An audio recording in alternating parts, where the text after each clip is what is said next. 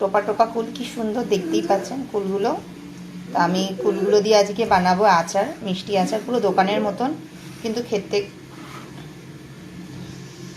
আমি কুলগুলোকে ভালো করে ধুয়ে পরিষ্কার করে নিয়েছি, সব কটা ডান্ডিগুলো বের করে নিয়েছি। এবার আমি ভাজা মশলাটা আগে তৈরি করে নেব। এর মধ্যে রয়েছে ধনে 1 চামচ মতন, জিরে 1 চামচ, মৌরি 1 চামচ, হাফ চামচ মতন, হাফ চামচেরও কম আছে মেথি, আর 4টে শুকনো লঙ্কা। ঝাল যেরকম নেবেন সেই পরিমাণে শুকনো লঙ্কা নেবেন। আমি এইগুলো দিয়ে একটু শুকনোভাবে ভেজে নেব, এটা মশলা বানিয়ে নেব।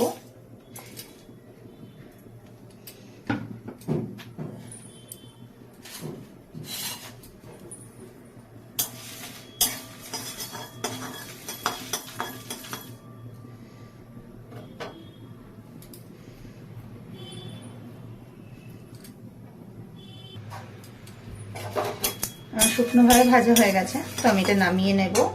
নিয়ে এটা আমি কি মিক্সিতে গুঁড়ো করে নেব। কড়াইয়ের মধ্যে আমি সামান্য পরিমাণ তেল দেব,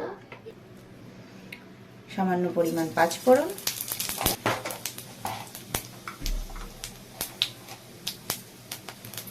একটা শুকনো লঙ্কাকে ছিঁড়ে দিয়ে দিলাম।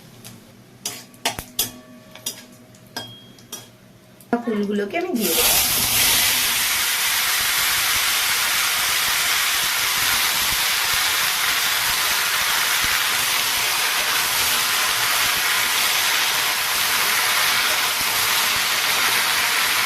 দিয়ে দেবো স্বাদ মতো নুন,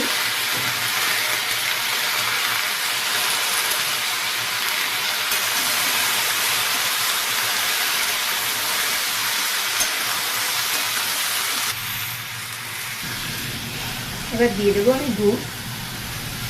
গুড়টা গোটা দলা দলা ছিল, তো আমি একটু ঘষে নিয়ে এটাকে দিতে সুবিধার জন্য করে নেব।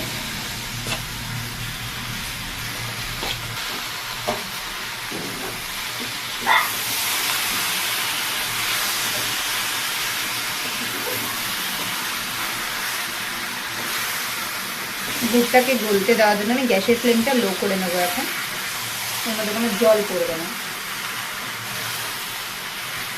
এইভাবে আমি হতে দেবো। এবার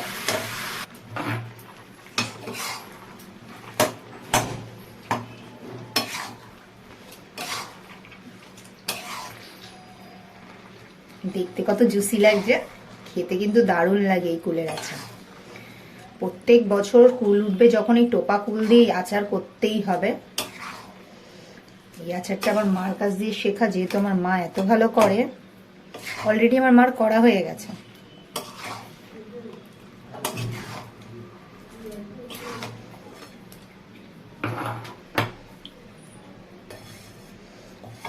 আরো জাল হবে, গুড়গুলো এখনো গোটা গোটা রয়েছে।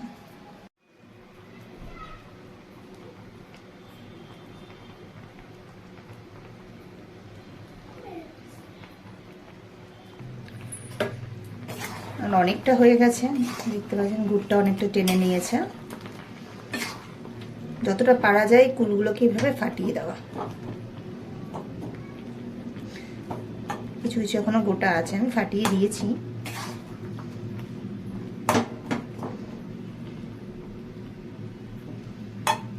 বেলুনের মতন হয়ে গেছে, ফাটতে চাইছে না। বাজারে কেনা কুলের আচার ভুলে যাবেন, এইভাবে একবার বাড়িতে বানিয়ে দেখবেন। আর আপনারা কে কে এরকম টোপা কুলের আচার ভালো খান আমাকে কিন্তু কমেন্টে অবশ্যই জানাবেন। এবারে আমি যে মশলাটা শুকনো ভেজে রেখেছিলাম, গুঁড়ো করে নিয়েছি আমি, এই যে আমি এটা দিয়ে দেব।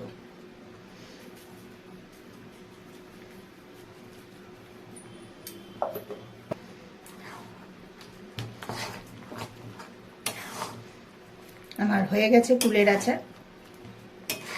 এবার এই ঝোলটুকু এমনি শুকিয়ে যাবে, যখন ঠান্ডা হয়ে যাবে অনেকটা টেনে নেবে।